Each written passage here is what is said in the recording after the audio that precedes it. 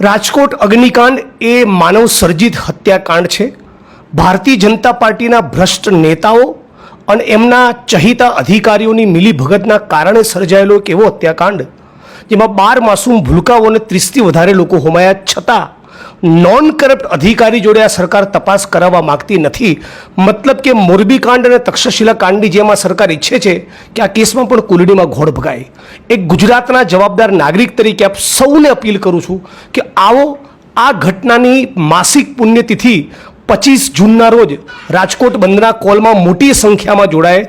પીડિત પરિવારોએ સડક પર ઉતરી હાથ જોડીને મને તમને સમગ્ર રાજકોટ અને ગુજરાતને અપીલ કરી છે।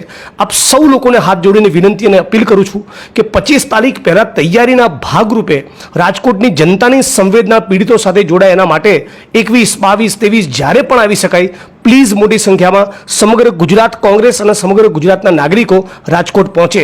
25 તારીખે હાથ જોડીને વિનંતી કરીને પીડિતોને ન્યાય મળે, નોન કરપ્ટ અધિકારી તપાસ ટીમમાં આવે એના માટે રાજકોટ બંધ કરાવીશું। 25 જૂન રાજકોટ બંધ।